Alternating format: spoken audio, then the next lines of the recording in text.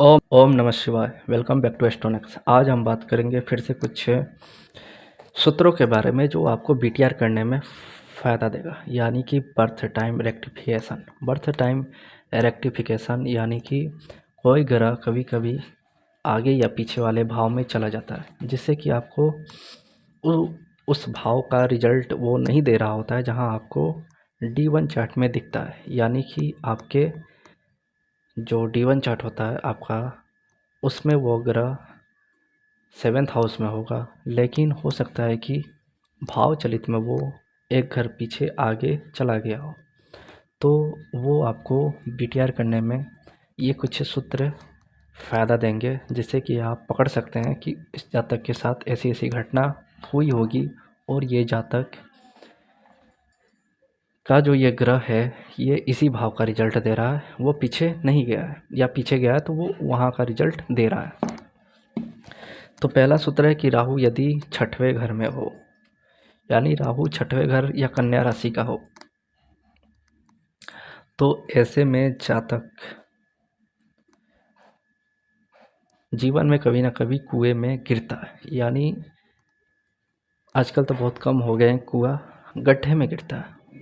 तो जातक जिसका भी राहु 6 हो या कन्या राशि का हो, वो कभी ना कभी कुएं में गिरा होगा या किसी गड्ढे या दलदल में फंसा होगा।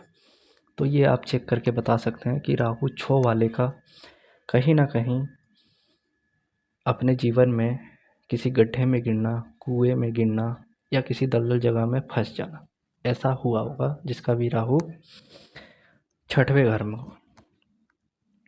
चंद्र यदि 7 हो, चंद्र यदि 7th हाउस में हो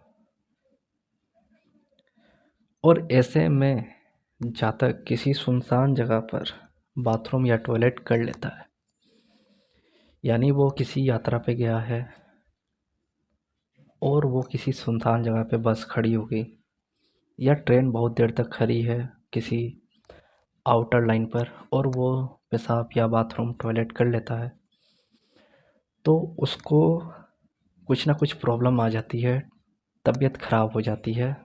तो जिसका भी चंद्र 7 हो, उसको किसी भी सुनसान जगह पे बाथरूम टॉयलेट नहीं करना चाहिए, ये ध्यान रखें। वो वही टॉयलेट यूज करे जो कि होटल का हो या फिर ट्रेन के बोगी का हो। थर्ड सूत्र है कि लगन का मंगल हो, यानी मंगल जब भी फर्स्ट हाउस में हो तो जातक को हथियार रखने का शौक होता है, या फिर वो रखता भी है, क्योंकि मंगल हथियार है, लगन खुद है, स्वयं है, जातक है।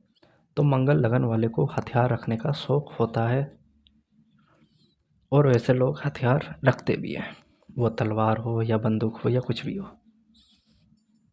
या फिर मंगल लगन में हो तो उसके घर में ये मिलता है, क्योंकि उसके घर में कोई ना कोई आर्मी फोर्स से संबंधित होता है। तो मंगल लगन वाले का, जिसका भी मंगल लगन में हो, उसके घर में कोई ना कोई फोर्स में होगा, पुलिस विभाग में होगा, और उसके घर में हथियार मिलेगा। तो ये मंगल लगन वाले का ऐसा होता है। शनि जब भी थर्ड हाउस में हो, शनि थर्ड हाउस में हो तो ऐसे में बोला गया है कि ऐसे जातक यदि 2 महल्ला घर बना ले, यानी सेकंड फ्लोर बना ले, छत के मतलब फर्स्ट फ्लोर होगा जो ग्राउंड फ्लोर होते हैं, उसके ऊपर ठीक घर बनाना इनके लिए अच्छा नहीं है। तो ये अपने छत पर मकान ना बनाए जिसका भी शनि थर्ड हाउस में हो। इससे इनको हेल्थ इशू आने लगता है, या घर में किसी न किसी को हेल्थ इशू स्टार्ट हो जाती है, या माता को भी हेल्थ इशू आने लगते हैं। शुक्र जब भी 4th हाउस में हो, शुक्र जब 4th हाउस में हो तो ऐसे में भी छत पे मकान बनाना, यानी कि 2 तल्ला मकान बनाना, वो भी हेल्थ इशू देता है और प्रॉब्लम क्रिएट होने लगती है, जिसका भी 4th हाउस में शुक्र हो। शनि यदि थर्ड हाउस में हो, शनि यदि थर्ड हाउस में हो,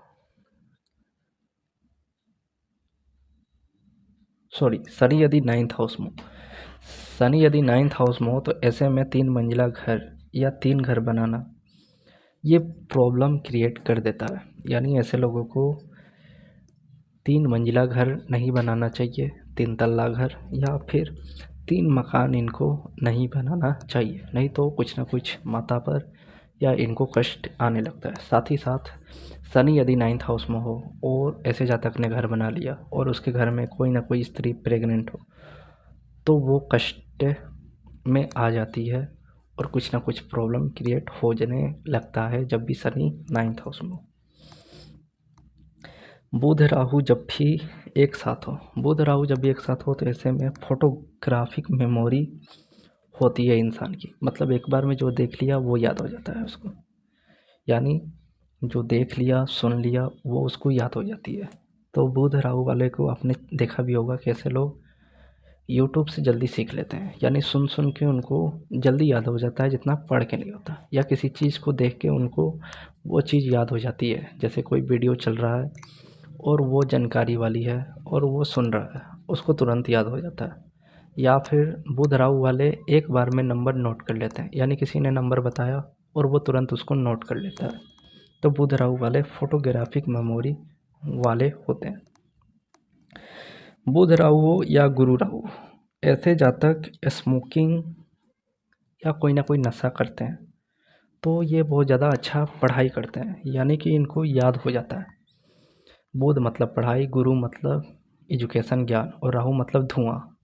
तो ऐसे जातक यदि अपने रूम में धुआं भी करते हैं, अगरबत्ती बारते हैं, तो अभी इनका जो कार्य है वो बेटर होता है, अच्छा चलता है। तो बुध राहु वाले का ऐसा होता है। बुध राहु यदि एक साथ हो और ऐसे जातक को कोई चीज़ याद नहीं हो रहा, मान लीजिए बुध राहु आपका साथ है और आपको वो चीज़ यूट्यूब पे भी नहीं मिल रही है या कहीं किसी ने पढ़ाया नहीं है, तो आप उस चीज़ को अपने मुख से यानी माउथ से बोलें, रिकॉर्ड करें और उसको अपने कान में लगा कर सुने। वो चीज़ आपको बहुत जल्दी याद होगी, मतलब वो बहुत जल्दी फ़ायदा देगा। यानी कि बुध राहु लीड लगा के सुने किसी चीज़ को, जो चीज़ उसको पढ़ना है, सुनना है, याद करना है, वो उसको जल्दी याद हो जाएगा। राहु जब भी 8वें घर में हो तो ऐसे लोगों का जो मकान होता है या तो शमशान भूमि के आसपास होगा या गंदा नाला घर के आसपास होगा। घर के आसपास ऐसे लोगों को एहसास भी होता है कि कुछ ना कुछ है, ऊपरी बाधा, स्पिरिट टाइप का। तो राहु 8 वाले ये चेक करें। मून 8 हाउस या राहु 8वें घर में हो, ऐसे में बोला गया है कि ऐसे लोगों के घर के नल की लीकेज रहता है, यानी को कुछ ना कुछ लीकेज रहता है, सीलन रहती है, पानी टपकता रहता है, नल से टपकेगा, या फिर घर की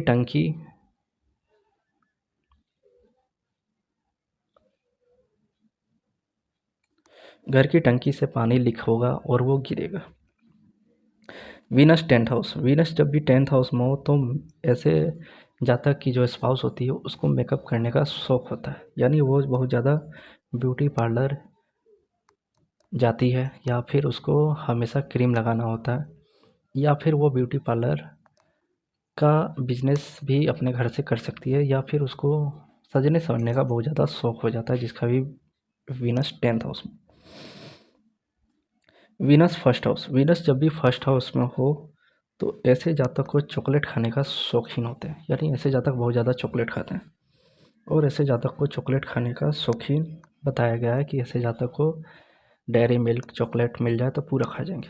तो वीनस फर्स्ट हाउस वाले या फर्स्ट साइन वाले चेक करें क्या वो बहुत ज़्यादा चॉकलेट खाते हैं।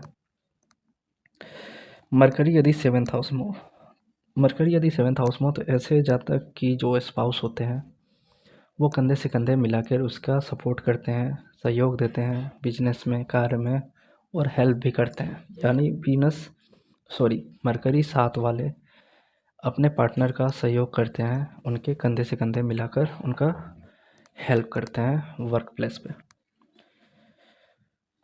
मून जब भी 10th हाउस में हो, ऐसे लोगों को लिक्विड दवा नहीं लेना चाहिए, इनको जब भी खाना चाहिए तो सूखी दवा खानी चाहिए। तो मून 10 वाले को लिक्विड दवा से दूर रहना चाहिए। जब भी इनको कोई भी दवा लेना है तो अंग्रेजी लें या आयुर्वेदा लें, होम्योपैथ का दवा ना लें। और मून 10th वाले होम्योपैथ के डॉक्टर भी ना बने, इनको बनना है तो अंग्रेजी दवा या फिर आयुर्वेदिक दवा का डॉक्टर बने, क्योंकि ये जो दवा देंगे वो दूसरे के लिए भी फ़ायदेमंद नहीं होगा, और ख़ुद ये दवा लेंगे लिक्विड चीज़ तो भी इनके लिए फ़ायदेमंद नहीं होगा। मून 10 वाले रात के टाइम में ड्रिंक भी करते हैं, और हो सकता है वो ड्रिंक ना कर रहे तो मिल्क पीता हो, तो रात में ड्रिंक ना करें या ड्रिंक ना ही करें, और दूध तो रात में ना पिएं, जिसका भी मून 10th हाउस में। तो मून 10 वाले ये प्रिकॉशन करें। बुध 11th, बुध जब भी 11th हाउस में हो तो इनको लगता है कि जैसे किसी ने कुछ इस पे कर रखा हो, मतलब ऊपरी बाधा किया कराया है जातक पे भभूत